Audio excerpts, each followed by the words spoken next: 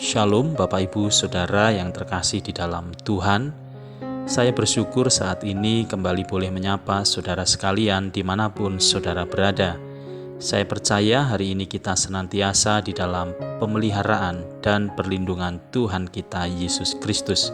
Sebelum kita mendengarkan kebenaran firman Tuhan, mari kita mempersiapkan hati kita dengan berdoa.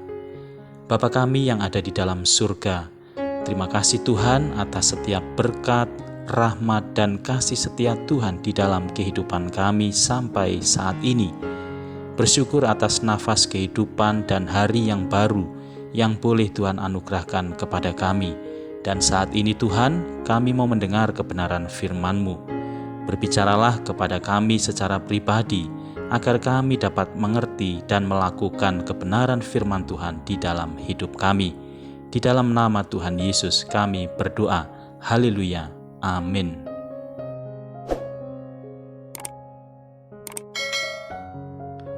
Saudara yang dikasihi Tuhan, firman Tuhan hari ini dari kitab Hakim-Hakim pasal 14 ayat 3. Demikian firman Tuhan. Tetapi ayahnya dan ibunya berkata kepadanya, "Tidak adakah di antara anak-anak perempuan sanak saudaramu atau dari antara seluruh bangsa kita seorang perempuan, sehingga engkau pergi mengambil istri dari orang Filistin, orang-orang yang tidak bersunat itu?" Tetapi jawab Simson kepada ayahnya, "Ambillah dia bagiku, sebab dia kusukai." Seekor siput yang kecil sedang mengamati seekor katak yang dengan lincah meloncat-loncat di antara semak belukar. Sementara dirinya tak bisa jalan cepat, apalagi meloncat dan berlari. Dalam hati siput ini berkata, "Ya Tuhan, alangkah malangnya diriku. Apakah aku hidup hanya ditakdirkan menjadi binatang yang lemah, yang menyerah begitu saja ketika ada manusia atau hewan lain yang akan mengambilku? Sementara katak itu bisa melompat dan berlari dengan cepatnya." Tidak lama kemudian, ketika ia baru berjalan beberapa senti dari tempat katak itu, muncullah seekor elang yang terbang rendah di udara dan sedang mencari mangsa. Mengetahui keadaan tersebut, siput itu segera saja menyembunyikan dirinya ke dalam cangkangnya, sementara katak meloncat dengan cepat menghindari sang elang. Ketika elang berhasil menggenggam siput, tak lama kemudian ia pun melepaskannya kembali ke tanah, lantaran ia menggenggam benda yang sangat keras. Kemudian elang tersebut bergerak mengejar ke arah katak sampai berhasil menangkap katak itu dan menjadi santapan empuk bagi elang yang lapar. Sang siput merasa dirinya sangat beruntung dan berterima kasih kepada Tuhan dengan apa yang dimilikinya. Saudara, demikian juga dengan kita masing-masing. Kita percaya Tuhan sudah menciptakan kita dengan berbagai kelebihan dan juga kekurangan yang kita miliki. Melalui kekurangan yang kita miliki, Tuhan ingin agar kita selalu mengandalkannya. Dan melalui kelebihan kita, Tuhan ingin agar kita tetap menjadi pribadi yang rendah hati. Demikian pula di dalam renungan pagi hari ini, kita dapat belajar dari karakter seorang tokoh di dalam Alkitab, yaitu Simson. Sebagai nazir Tuhan dan melayani sebagai hakim atas bangsa Israel, Simson memiliki kekuatan atau keperkasaan yang luar biasa dahsyat. Alkitab mencatat setidaknya ada 3 peristiwa yang menunjukkan betapa kuatnya Simson. Peristiwa pertama ketika Simson pernah mengalahkan singa muda yang kelaparan dan mencabik-cabik singa itu dengan tangan yang kosong. Peristiwa kedua ketika Simson mengalahkan 1000 orang Filistin hanya dengan menggunakan rahang keledai. Dan peristiwa yang ketiga yaitu ketika Simson mengangkat daun pintu gerbang kota. Saudara yang dikasihi Tuhan, tetapi kekuatan yang dia miliki tidak diimbangi dengan tabiat yang baik. Kelemahan yang paling menonjol dalam diri Simson adalah kurangnya penguasaan diri, terutama dalam hal keinginan daging atau hawa nafsunya. Keinginan mata dan kehidupan seks adalah titik lemah Simson, sehingga setiap kali bertemu dengan wanita cantik, maka hasrat untuk memilikinya begitu kuat. Bahkan ia pernah jatuh dalam pelukan seorang pelacur. Tidak lama berselang ia pun jatuh cinta pada perempuan dari lembah Sorek yang bernama Delila. Dialah yang menyebabkan kehidupan Simson menjadi hancur dan berakhir sangat tragis. Simson tidak belajar dari pengalaman. Dia masih saja melakukan kesalahan yang sama, yaitu jatuh dalam dosa dengan perempuan. Karena tidak mampu mempertahankan kesucian hidup sebagai seorang nazir Tuhan, maka Simson harus menanggung konsekuensinya, yaitu dia kehilangan kekuatan yang dianugerahkan Tuhan.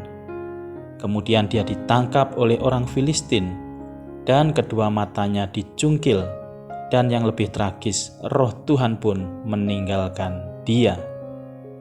Dalam keadaannya yang buta dan terbelenggu, barulah Simson menyadari kesalahan yang telah dilakukannya. Namun Tuhan telah meninggalkan dia. Saudara yang dikasihi Tuhan, di sisa akhir hidupnya, maka berserulah Simson kepada Tuhan, "Ya Tuhan Allah, ingatlah kiranya kepadaku dan buatlah aku kuat. Sekali ini saja ya Allah, supaya dengan satu pembalasan juga ku balaskan kedua mataku itu kepada orang Filistin." Dan Tuhan mendengar doanya sehingga Simson memiliki kekuatannya kembali.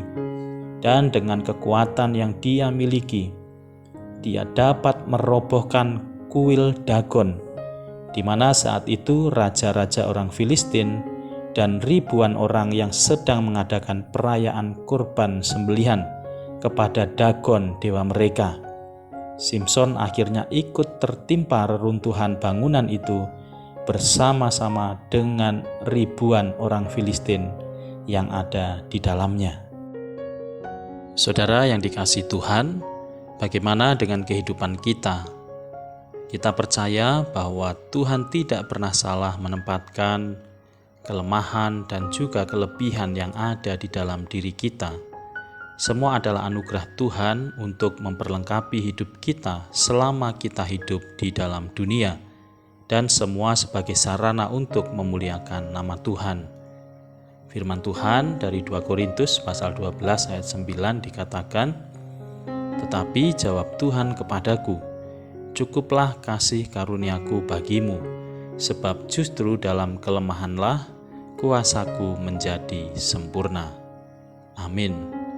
Saudaraku yang terkasih dalam Tuhan, mari kita berdoa. Tuhan Yesus, kami bersyukur atas kehidupan yang kami jalani saat ini. Dari firman Tuhan hari ini kami belajar untuk mempercayakan seluruh karunia, talenta, bahkan kelemahan yang ada di dalam diri kami untuk menjadi sarana memuliakan nama Tuhan. Kami mau menyerahkan kehidupan dan pergumulan kami masing-masing dimanapun kami berada saat ini di dalam kuasa nama Yesus. Biarlah kami yang sakit akan mengalami pemulihan daripada Engkau ya Tuhan. Kami yang lemah dikuatkan, dan kami yang mengalami kesusahan dihiburkan di dalam sukacita Roh Kudus. Kuatkan dan teguhkan kami menjalani masa yang penuh dengan tantangan dan kesukaran karena pandemi COVID-19 ini ya Tuhan. Dan kami percaya bahwa Tuhan memelihara, mencukupkan dan memberikan apa yang kami butuhkan sesuai dengan cara Tuhan yang ajaib dan luar biasa bagi kami. Bahkan atas setiap pergumulan dan persoalan yang kami alami, kami percaya di dalam Tuhan Yesus ada solusi dan jalan keluar yang akan kami terima. Terima kasih Tuhan, kami serahkan setiap kehidupan, pekerjaan, pelayanan, dan karya kami sepanjang hari ini ke dalam tangan pimpinan dan penyertaan Tuhan. Saudaraku yang dikasihi Tuhan, arahkanlah hatimu kepada Allah dan terimalah berkat Tuhan. Tuhan memberkati engkau dan melindungi engkau. Tuhan menyinari engkau dengan wajah-Nya dan memberi engkau kasih karunia. Tuhan menghadapkan wajah-Nya kepadamu dan memberi engkau damai sejahtera. Di dalam nama Tuhan Yesus Kristus, Juru Selamat dan Penebus hidup kami berdoa dan bersyukur. Haleluya. Amin. Saudara yang dikasihi Tuhan, saya mengucapkan selamat pagi dan selamat menjalankan aktivitas kita sepanjang hari ini. Salam sehat dan tetap semangat. Sampai berjumpa kembali. Tuhan Yesus memberkati.